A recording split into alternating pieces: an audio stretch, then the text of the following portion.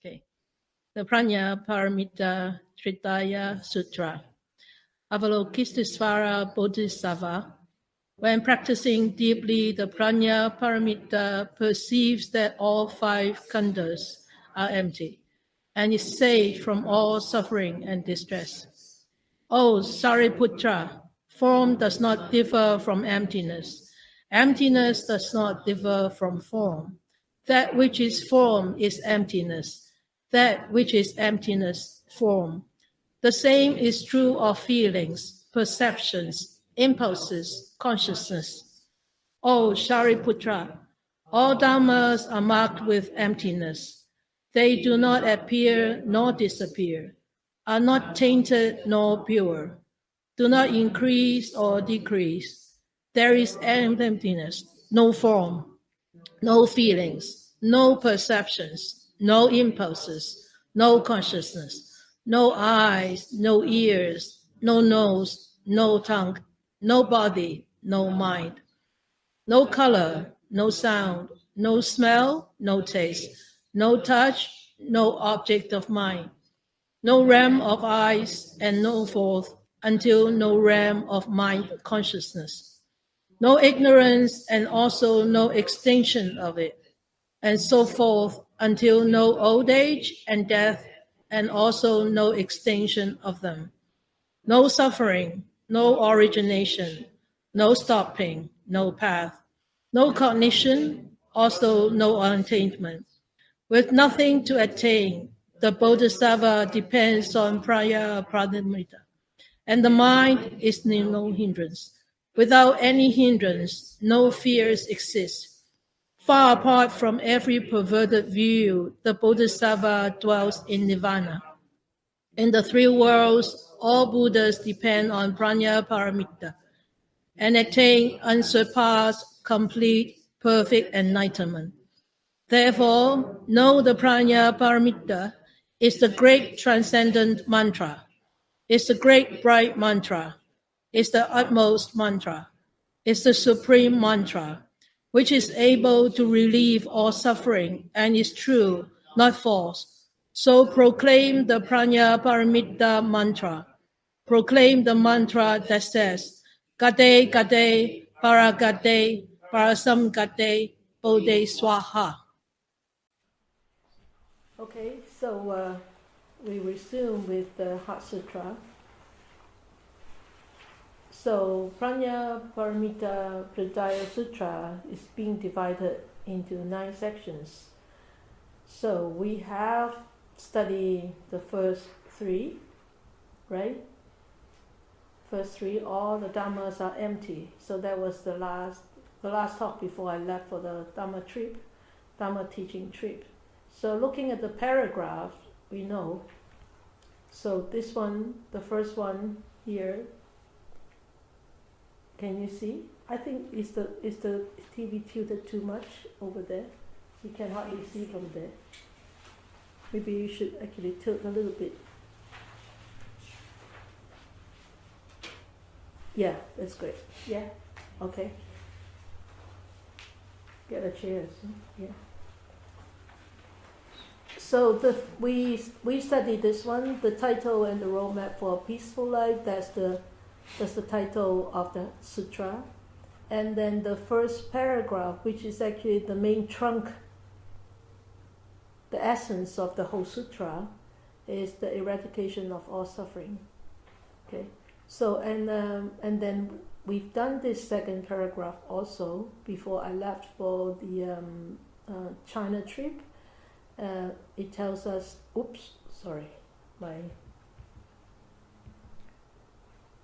it tells us all the dhammas are empty. All dhammas are sunyata. So when we look at this one here, that which is form is emptiness, that which is emptiness is form. So before I left, we actually studied this whole paragraph. And the whole paragraph, actually the very important two paragraphs that we actually have to bear in mind constantly while we are still in this mundane this mundane life, this life, is that which is formed is emptiness. These two lines. This actually teaches us how to live our lives, having this in the back of our minds, so that we constantly remind ourselves, everything that I experience, everything that I go through, all people that I meet, every situation that I'm in, is what? Is dependent origination. Everything is dependent, arising, passing, dependent on all conditions. If we do bear in mind of this all the time when we live this life, whether it's pleasant situations, whether it's unpleasant situation, a lot of time we will just act out right away, right? So, but if we bear in mind this, we constantly recall this teaching in this Heart Sutra. From this Heart Sutra, we constantly recall it. Then at that moment, you actually remind yourself, hey, this is dependent origination. There must be a reason, there must be a cause from the past that actually brings such consequence right now that I'm experiencing right now. Whether it's pleasant or unpleasant, whether it's nice people or not nice people, whether it's things that I like or things that I don't like, it doesn't matter. Okay, but if you keep on recalling this teaching from the deeper part of your mind all the time, that's what I said during the meditation, is you are able to recall. Then you'll be able to use. Otherwise, you're just listening to the Dharma and you're not able to use it because you don't recall. You can't remember. And you keep what? Diving back into the old habit pattern of reaction. Oh, I don't know. I don't know. I'm not aware. Or I really don't know why. Why? How can you not know why? We all should know why. Right? If being such a seasoned meditator and people ask you why, and you say, I don't know. There's something wrong with your practice. Really something wrong with your practice. There's always a reason in the back of your mind. But whether you are able to admit it, you're able to acknowledge and admit it to yourself first, and then you can admit it in front of others, then you're on that path, proper path. But if you don't even know that, I don't know why, I don't know. So it's really try not to use this phrase in your life. I don't know. I tell you, sooner or later you really wouldn't know. Because you get used to feed your mind with I don't know. So what you can recall is I don't know. Because your reservoir, your mind is completely filled with I don't know. So what is the most obvious to be picked up from that big reservoir? I don't know. Then that's a big problem. So I have a student who used to say, so what do you want to do? I don't know. So how do you want to go about your life? I don't know. Really? You're so young and you don't know? No, I don't know. I don't know. And then he called me just a little while ago, and he got into trouble. And I said, why did you get into this trouble? I don't know. I said, really? You don't know? Well, ask yourself. Why? Why do you not admit it yourself? I said, you don't have to admit it to me. I don't need to know. But you have to admit it to yourself. If you don't admit it to yourself this time, next time, happens again, you get double the work to do. You know what I mean? Because in order to admit it, you have to overcome the obstacle that you have already put in from the last time that you did not admit it, right? So you've got two hurdles to cross. But if you admit it this time, even to yourself, really, I know, but I just want to save my face, and I don't want to know. I don't want to admit it. That's okay. Next time, when people ask you, why do you do this? Do you know why? Then you want to say, and then you say, I know. Rather than, I don't know. So that's a habit. That's a habit that you build into that big reservoir that of so many different habits. So that which is form is emptiness, is sunnata.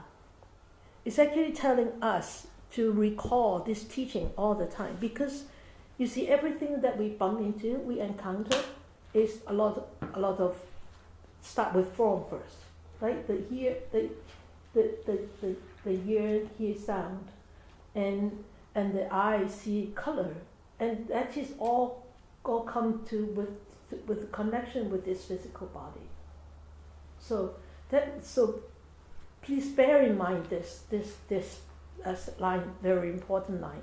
And then the next line is that which is emptiness, is form. Then we know what are sentient beings. Sentient beings are different forms, right? A dog is a sentient being, and it's a different form. We are sentient beings. We are different forms, and with our human beings form, we are all different. You've got white hair. I have got black hair. You've got blue eyes. I've got brown eyes. Those are all different forms. So if we bear in mind also knowing that, well, yes, apparently we are existing like different people, but we are definitely what? If we don't understand this, then we will think, we'll start to have this discriminating mindset. You see, she's better looking, and that is not very good looking. You see, this face is showing they are really understanding my teaching. That face is very ignorant and don't understand. Am I doing it right? Or he's so bored or whatever. Then you start to discriminate. But when you understand this, that which is emptiness, is form, is that every sentient being is sunnata, is all conditioned, and we should not discriminate, and we should have compassion for all beings. Okay? So whether it's different form, whether it's the same form, doesn't matter. We still have to cultivate that kind of compassion for different beings. Okay? So that's the whole more teachings of the third paragraph. Now today we're looking at this paragraph. The real truth that means the real the truth of existence. Sariputra, all dhammas are marked with emptiness, and they do not appear nor disappear. I really don't like this translation very much. Appear nor disappear, are not tainted nor pure, do not increase nor decrease. These are actually very confusing words, but it's okay. We could try to understand it. Okay. So this whole paragraph, it started off with Sariputra. That means the Buddha said, what I have said just now I have finished. Now we're going on to a different chapter. Is it really a different chapter? No, but it's actually arousing Sariputra. Pay attention. I'm going to teach more again. Okay, so we're going into a different discussion or issues. So here the Buddha said that the nature of existence of all worldly dhammas is also marked with emptiness, is marked with suffering, is marked with no self. Okay, so but of course different scholars will see all these paragraphs one from different point of view, but all in all, they all talk about sunnata. Okay, there's nothing else that they would talk about. Okay, so it's Sariputta, all dhammas are marked with emptiness. They do not appear nor disappear. And they are not tainted nor pure. And they do not increase or decrease. So, let us look at each of them individually. So this is the whole paragraph. I say that this is the real truth. And they do not appear nor disappear. So this is actually talking about the existence of all phenomena. Okay, how they exist, how things, people, inanimate things appear. For all Dharma which exists, you want to use Dharma, you want to use phenomena, you want to use people, you want to use situations, or you want to use inanimate things, it really doesn't matter. But Dharma is the one general whole term to actually encompass everything, including phenomena, including people, including situations. Okay, so he says, for all Dharma which exists, actually they exist in what? They exist in a form that do not appear nor disappear. But Rapine said, Rapine used a different term. I can't remember what does he use. Oh, darn, never mind. But for all Dharma which exists, we can look at them from 4 different stages. Okay. The first stage is they arise, they appear from nothing, or from being nothing. There's non-existence, and then it comes into being. Okay, so after it arises, what does it do? It changes. And when it changes, it stays on, right? So that's the second stage, it stays on. When it stays on, it starts to change while it's existing. No matter how fleeting that staying on is, but it's still changing, right? So those are 3 stages already. You got it? You got it? No? I think so. You look very so. When it stays while arising, it comes into being. Okay? And then it stays on.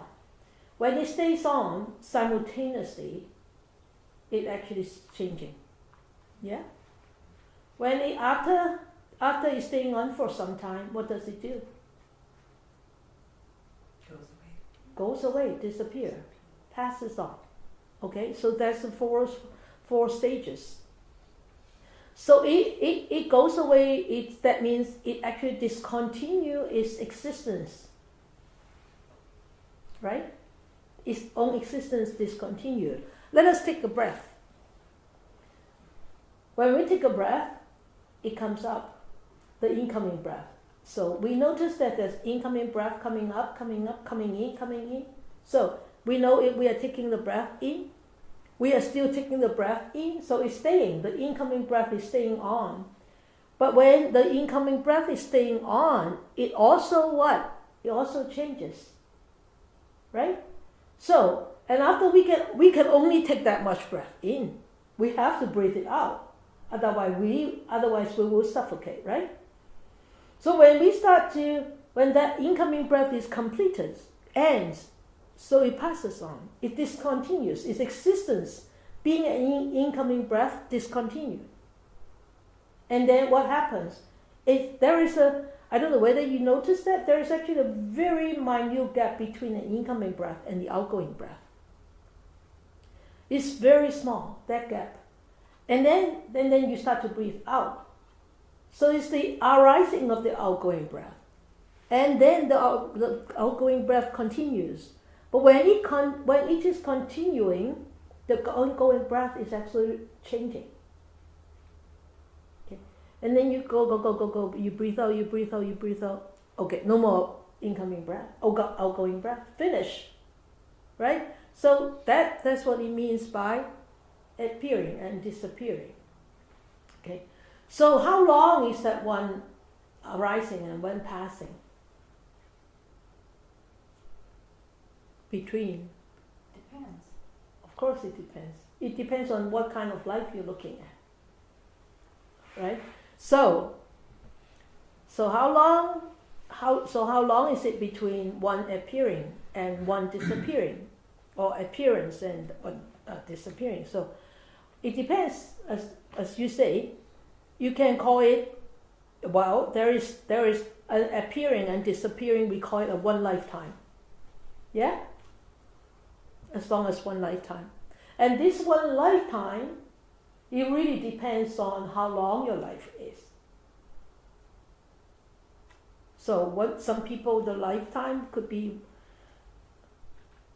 a minute, 2 minutes, an hour, 2 hours, and some people could be 30 years, and some people could be 110, 120. So that is one appearance and one disappearing in between one lifetime.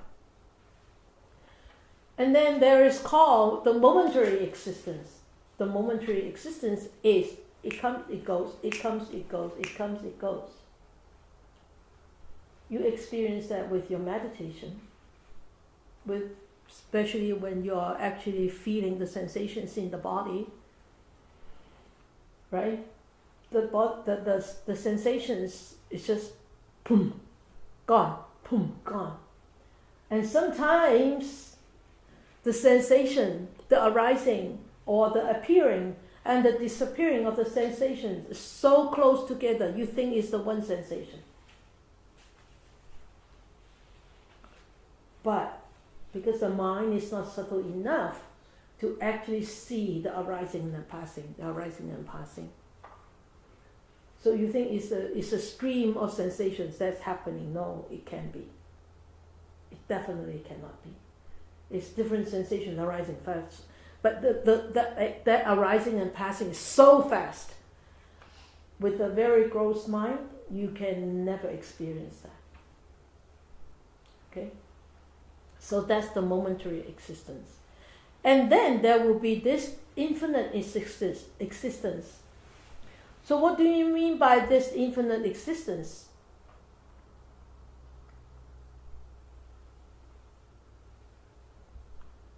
Infinite, right? So infinite. So remember we talked about, that was a long time ago. When we read the book, in the Buddha's Word by Bhikkhu Bodhi, in the Nikaya, there is a sutta. Can't remember the sutta's name, but remember there's infinite passing, infinite past, and infinite future. And you tie up branches in the forest, 4 or 5 into the twigs into one branch, and you call this is me, and this is my mom, and this is my grandmom, this is my grandmom, this is my great grandmom. Go. You exhaust all the twigs in the forest, and you still cannot trace back to that origin of the arising of your mother or of yourself. So we call this the infinite life. Infinite life, infinite past continues to the infinite future, right? So just like the oceans, in the ocean, the waves in the ocean or the big river, you see the waves come and go. That's infinite. As long as the ocean is there, it's infinite. But you can also see in the ocean there is momentary existence of a wave. Right? So it depends on how you look at it. So we always think that this arising or this appearing and this disappearing is so real. When we think about appearing or arising, we mistaking it that it is me arising. This is myself arising. And we can control this appearing ourselves. But actually, can we control? No, we can't. And some people feel that everything arises because it's accidental, without any real reasons. Do you think so? Oh, good. Well, yes, you have been here long enough to actually say no. Yeah. So, of course, nothing is accidental, right? Nothing is accidental. Nothing is well, no matter how much we want to control, there's only that much fraction that we can control. And for most of it, is out of our own control. Okay? So, why do you think you are here? Karma, yeah. This past cause and effect, right? This infinite past and this infinite past causes that bring us to here. And what we are doing now is actually planting the infinite causes for the future. So if we feel that everything arises by itself or accidental, that means we are looking at this life as if it is independently existing. But it is not, right? It is not. So yes, it has appeared, and there is a real self existing and truly appearing? No. It's just all conditioned, right? Because the Buddha said nothing arises or appears out of nowhere or independently by itself, without any causes, without any reasons, without any past causes. Everything arises because of conditions. And they appear, they disappear also because of conditions. Right? So therefore the Buddha said, when the conditions come together, then appearing or arising happens. When the conditions disappear or dissipate, what happens?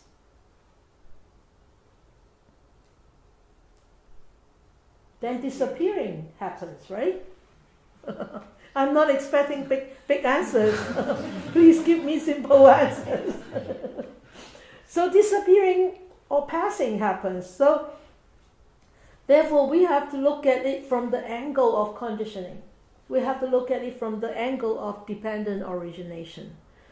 So it is really not appearing or disappearing. It is only conditioned. But we have this misconception that something is really appearing because of itself appearing. No, it depends on conditions. It's the conditions that come about to make it seems to be appearing. But it all depends on the conditions. That's the apparent truth, that it is existing right now, but it's conditioned. It's conditionally existing. Okay? So therefore when for example, like this stick here, when the conditions are here, we see this stick as this stick.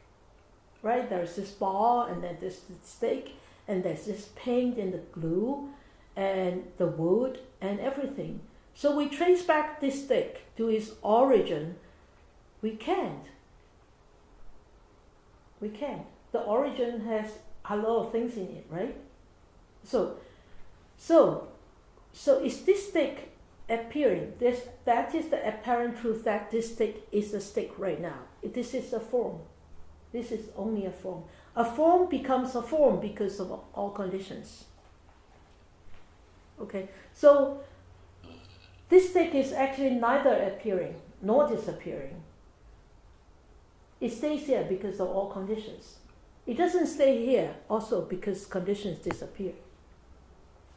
If there is no glue, if there is no such form, we wouldn't call it a stick.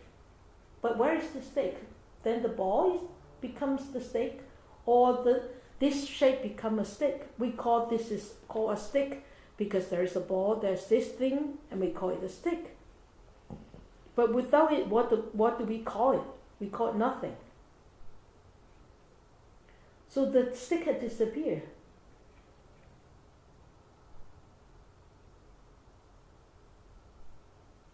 The stick has disappeared. Has it really disappeared?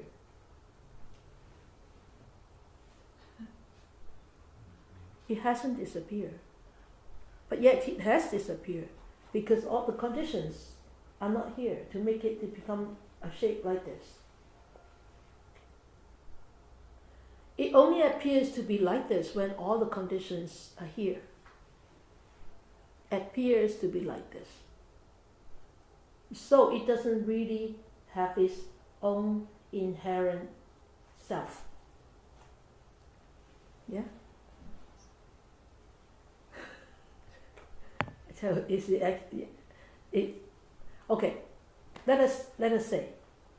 Let us look at another example. Maybe you will understand it a bit more. Or you really don't understand? Or do you understand? I get it. You want me to give you another example? No, Okay. yeah.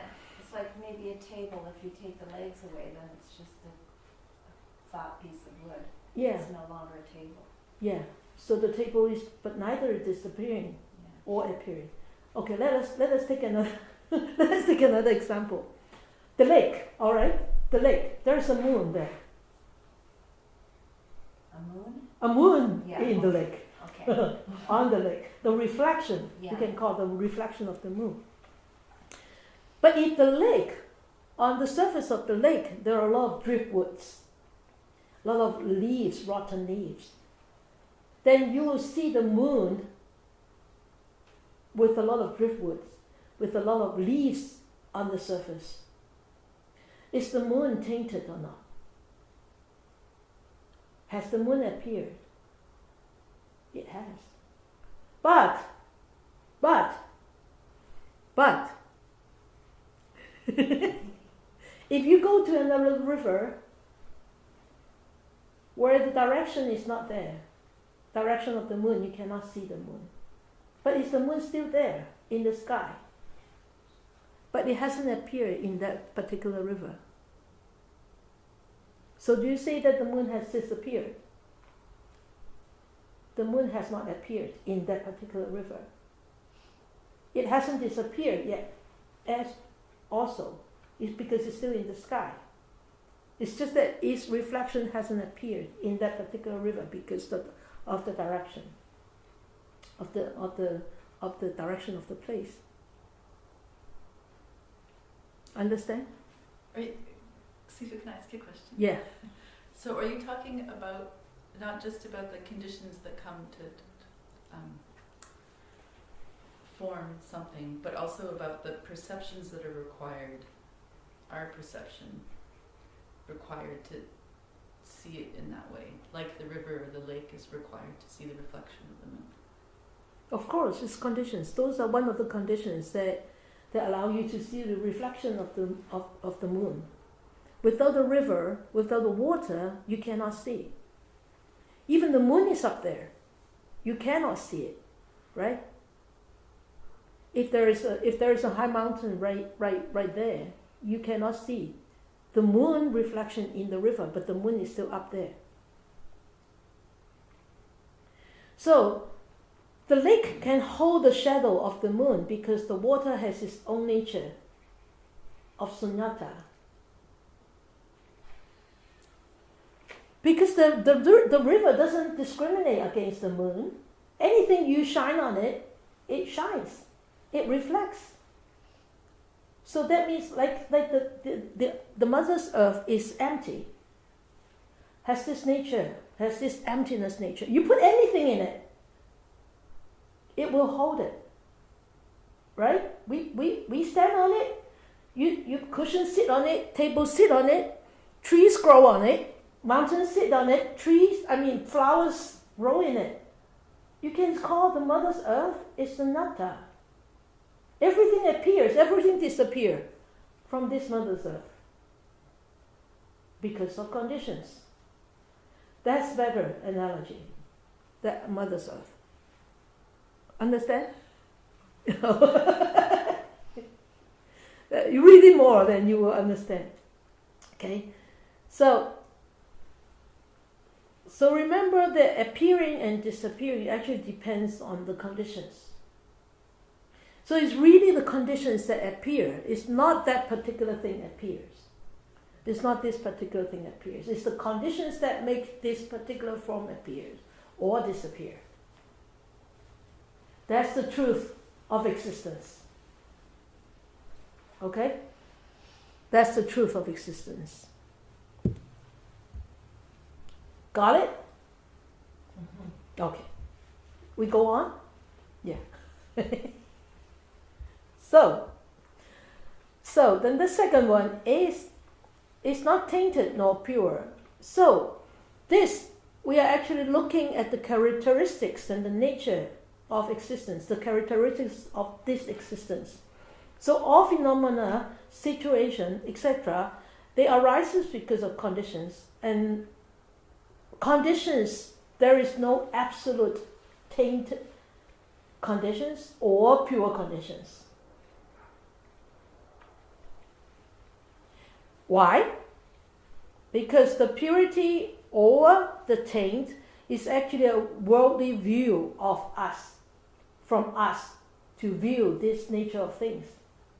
It's our what? Discrimination. It's our judgment.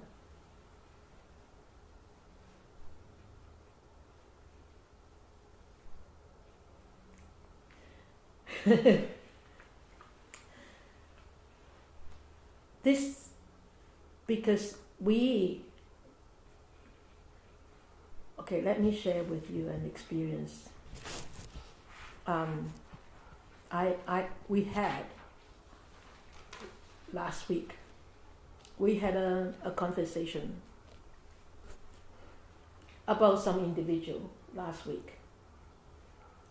And through this conversation, one person she told us that she was disturbed by the message that she actually saw, and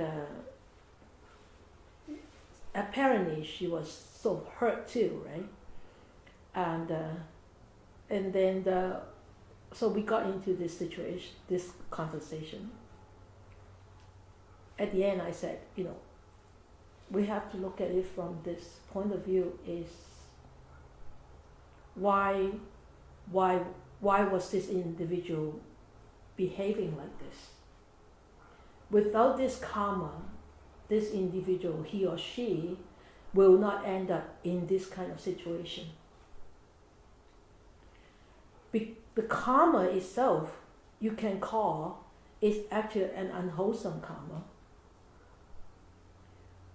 Or, if it is wholesome, then you can call it wholesome karma. Because we, as a person who has not been enlightened yet, we always judge by our worldly values. This is unwholesome, and this is wholesome, and this is correct, and this is incorrect, because we judge by this worldly value system. At the end of the day, we have to actually start looking deeper into that kind of situation. Yes, at this time, it's this unwholesome, we call by our worldly value system. This unwholesome actions has arisen, so this person has behaved in such a way. But we cannot say he or she is going to be like this infinitely. And we would just wish that no matter where he or she is right now,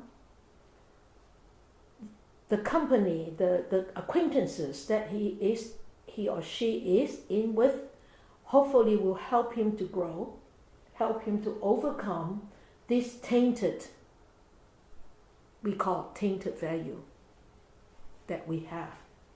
And hopefully he will overcome this karma, and eventually we will call this, he becomes pure, or he becomes wholesome.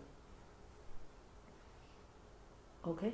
So this tainted nor pure is actually we look at things, we starting to judge things right there, right on, when we start to see. It's very difficult not to judge, I agree. It's so difficult not to judge. But after judging, we have to recall the teachings from the enlightened ones, especially about this, not tainted nor pure, because deep down It's really not tainted nor pure. Deep down, because it's conditioned. Whether it's tainted nor pure, it's constantly changing. It's constantly changing. And we have to start to see from this, this is really not the real truth of all Dharma. Whether it's pure, whether it's tainted, it's not the real truth. Okay? A liberated person and a worldly being live in the same world, will encounter the same conditions, but they will see two things. They will see the things very differently in two extremes, really extreme. The liberated one would not see it tainted nor pure, but a worldly one will see either tainted or pure. Why? Because a worldly person is not liberated from its own judgments, and there are still value systems in there. Because a worldly person doesn't see dependent origination, doesn't see the deep reasons of why it is like this right now, right here. Okay? So, because when we don't see it this way, then we will start to judge. I remember, I would like to share with you a story. I remember when my sifu got very sick. I think it was 95. He was 95. 96. I was in Hong Kong. He was not well, and then he asked me to stay on. I said, okay, I'll stay on for another month. So one day I went to see him. Well, I saw him every day at his residence. So one day I went up to see him, and he was having a dumpling, Chinese dumpling. He likes Chinese dumpling, and he put a lot of cilantro in it. He loves cilantro. I said, Sifu, you should not eat cilantro. And he said, why not? I said, cilantro has a lot of parasites. So much parasite. You cannot wash it off. You cannot kill it. Because I used to work in bacteriology lab, and we knew. We knew cilantro has a lot of parasite. And you cannot kill it, and you cannot wash it off. And he said, who put the who put the parasite in? You put them in. He put it in. You put all the parasite in the cilantro. My cilantro doesn't have any parasite. Your cilantro has.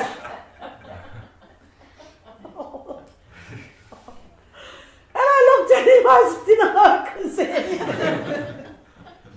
But when I started to understand more and more of the Dharma, I know my mind is tainted by the bacteriology knowledge that I had. When I look at cilantro, I will see parasites. I did not see cilantro as cilantro. I only see parasite inside cilantro. Now I eat cilantro myself. So he was so blunt. Who put those parasites in? You put them in. And also, I think around that time, he had problem with digestion, and I said, and he likes those steam milk. Steam milk become curd. Yeah, when you steam milk, add ginger juice in, it become a curd. Okay, I said, Sifu, we as grown up people, we should not take any milk anymore. And you know what he said? Yes, you don't take, I take. I can digest, you cannot digest. I said, no, milk is bad for you. It takes away all your calcium, and it's bad for your bones. Yes, it's bad for your bones, but it's okay for my bones. Because of my judgment, my biased worldly view of milk and of cilantro. But whatever you're happy with, they will become healthy food for you. You don't have to go. You don't have to run after healthy food or unhealthy food. So if you are eating healthy food but with a really, really grotty mind, I mean, grotty, you wouldn't understand.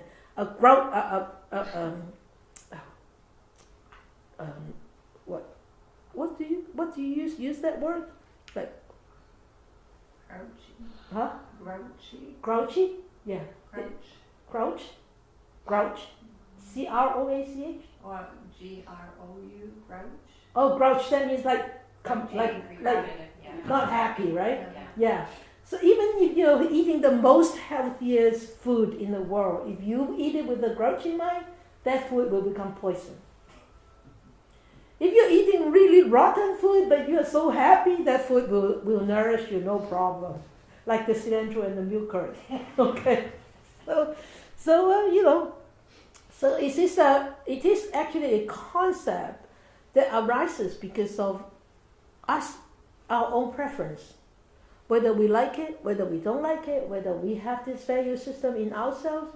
So we will start to discriminate, and good or bad, beautiful, ugly, meaningful, not meaningful, healthy and not healthy, and clever and stupid, all those things. So we start to have this duality, right? And come on. Like I said, if a river is filled with driftwood and fallen leaves, and would it affect the reflection of the moon? Would the reflection of the moon be tainted by those leaves? It wouldn't, right? If you actually move those leaves away, the moon is still the moon. It's still a beautiful moon. But if the moon is in a very clean river, would the moon be really cleansed by the river, by the clean water? It wouldn't. So would the moon become more pure because its reflection is on a clean river? It won't. It won't be the way it is, right? So that's what it is. That's what it means are not tainted, not pure. So therefore, in every different situations, different people will have different feeling, different understanding, and different experiences. So we need to actually, a lot of times, when we start to judge or when we start to discriminate, try to look deeper into the reasons behind this appearing and disappearing, and this situation, and try to see it from that point of view, the arising and passing, and also nothing is painted or pure. Then you will start to actually helping yourself to actually cut down this kind of discrimination, that judgment. You become less judgmental, and that's how we can actually change. Okay, so it's our attitude it's our attitude that actually planted the way how we deal with these conditions. If these attitudes are not correct, if not they are not proper, if we don't look at it from that Dharma point of view, we always look at it from a mundane, worldly point of view, then we'll fall into those traps very easily. Okay, all right. So, do not increase or decrease. Okay, so, what is going on? There you go. Do not increase or decrease. So if this part is actually talking about the quantity of conditions, or the quantity of the Dharma. The Dharmas are marked with emptiness, it says, right? The Dharma are marked with emptiness, so there should be no quantity, right?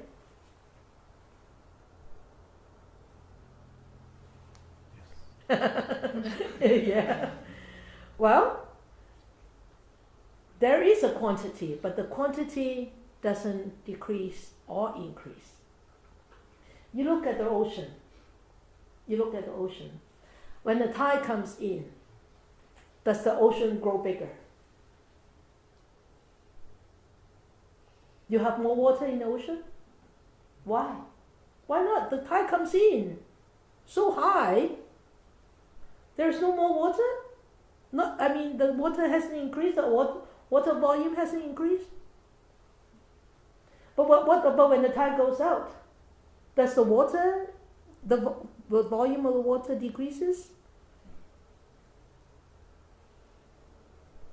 No? So neither increase nor decrease. It's just the way the correlation of the what? The water, the tide because of the moon, right? It's because of the moon. So you look at the ocean and you know the water, the volume in the ocean doesn't increase nor decrease. For example, in Canada, so Alaska doesn't belong to Canada, right? So when Alaska was taken away, so the land that we call Canada has decreased. But the land itself hasn't decreased. The land itself is still there. But it's just the boundary of Canada has decreased because Alaska is not here. It doesn't belong to so-called Canada. But the land itself hasn't decreased. Right? So our Buddha nature doesn't decrease, nor even if we are worldly beings. If we are judgmental, if we perform unwholesome actions, our Buddha nature doesn't decrease. The Buddha nature doesn't increase if somebody become enlightened. An enlightened being has still got the same amount of Buddha nature. It neither decreases nor increases. Isn't that optimistic? It's one thing that is so optimistic, right? So when we become enlightened and attain the Buddhahood, the Buddha nature doesn't increase. It doesn't get polluted. If we are, the Buddha nature doesn't get polluted if we are in the worldly existence, because you cannot pollute the Buddha nature. You can pollute your mind right now, but you cannot pollute the Buddha nature. And it doesn't get more purified when you attained enlightenment. Okay? So, because it is neither tainted nor increased, it doesn't increase or decrease. It's just that because of conditions, it hasn't arisen. Because of conditions, it's just passed away. So, that's the whole difference between a saintly being and a worldly being. It's whether one is wise, whether one has attained enlightenment, whether one is awakened or not. That's the whole difference between a worldly being and an unworldly being, or a saintly being. So you could be a saintly being any time in your life. When you start to judge a situation and you recall the teachings of the Buddha and you start to apply into it, you're walking towards that sainthood. But if you cannot recall and you forget, and then you start to act out through your own old habits, then you're walking towards that worldly being, more worldly being existence. Okay, so that is actually a path. That is a path that Avalokitesvara said. This is a bodhisattva path. Okay, so these three phenomena, or these three characteristics, appear or disappear, tainted or pure, increase or decrease, is the truth pertaining to the existence of all Dharma. And also, this is also the basic appearance. So this in Red Pine, the book of Heart Sutra, he brought up Ching Chu. What Ching Chu said, what does not exist earlier but exists now is said to be born, like appearing, right? Appearing. Right? Non-existing, and then it becomes existing. Then we call it being born, like a baby. Okay? So what already exists but then does not exist, we call it being destroyed. Oh yeah, Red Pine said, yeah, birth and destruction. Okay, so what already exists but then does not exist is said to be destroyed. So if this stick, I take out the round part and we call this stick is being destroyed. We put it back, the stick is reborn again. Okay? Alright, then he said the assembly of causes and conditions does not result in birth, and the dispersal of causes and conditions does not result in destruction.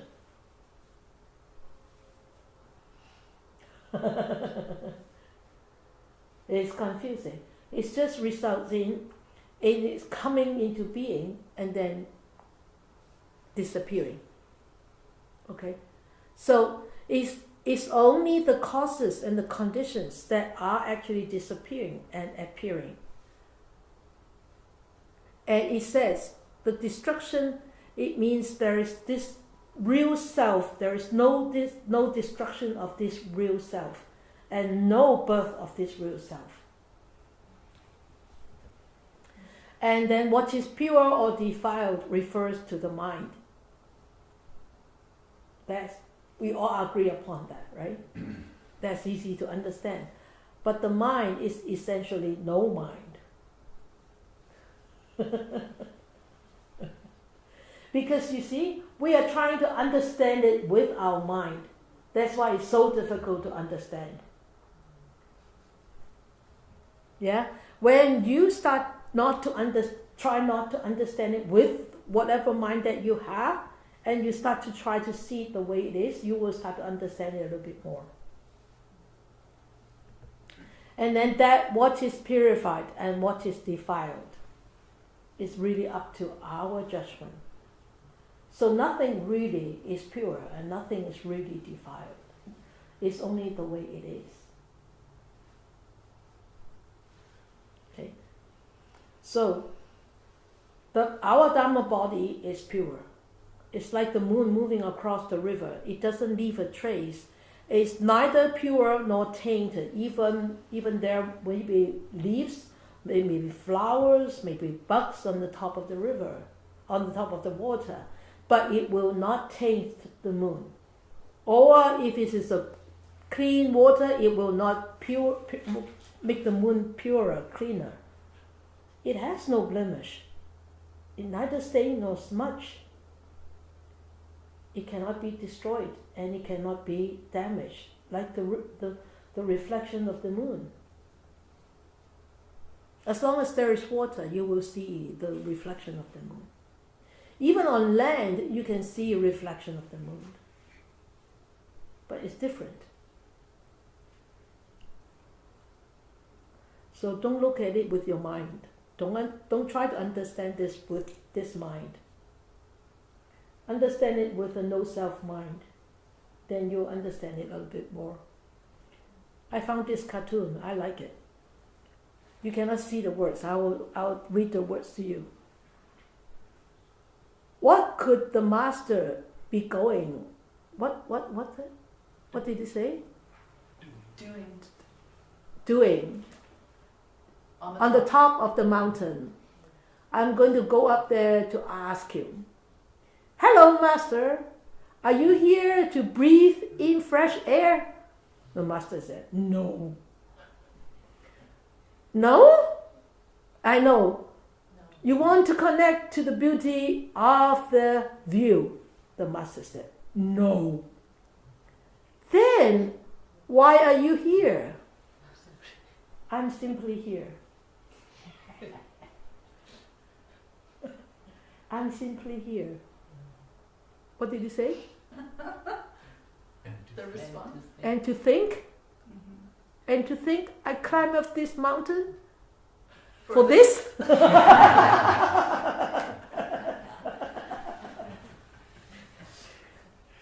think this is actually a very good depiction of our mind right now. Trying to understand the Heart Sutra.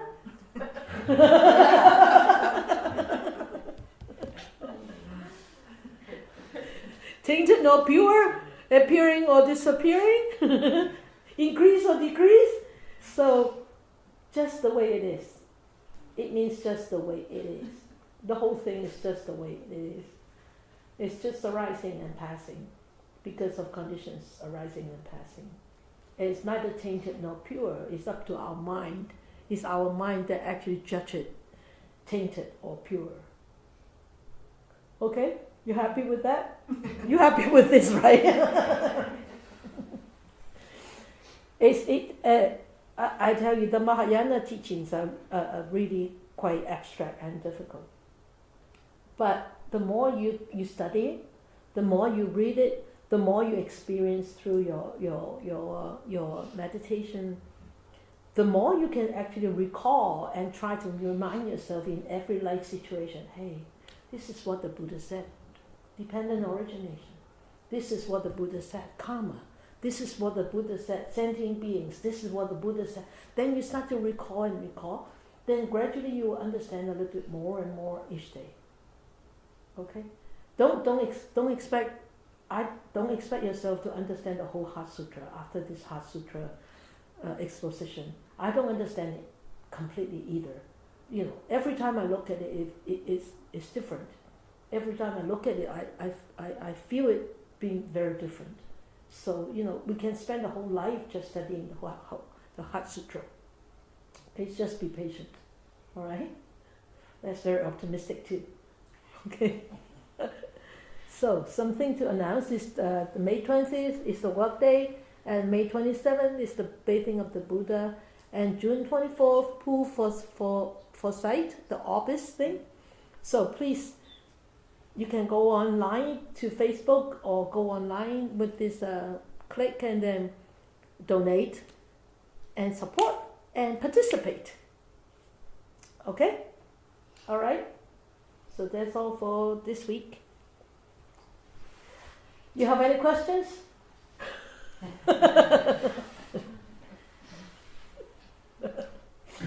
Okay, your big smile is very encouraging.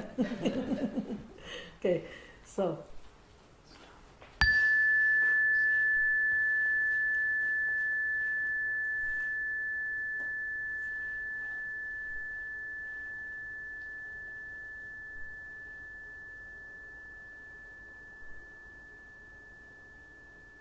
So we bring our attention back to feel our body. Just knowing about this existence of this physical body right now, right here.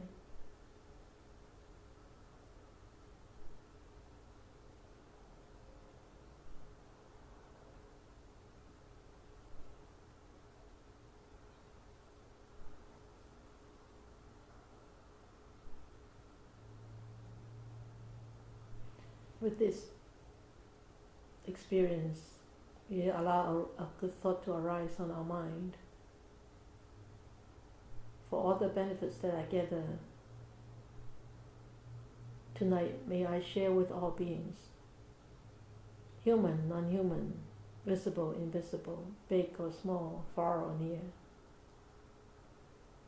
May they be free of enmity, may they be free of miseries. May they start to live in a world with brightness, warmth, and experience compassion and love, and be truly happy and peaceful. May we wish more and more people will encounter the words of the Buddha, study them, practice them, so that to disentangle themselves from all the dissatisfactions, all the sufferings, all the dukkha, and be truly happy.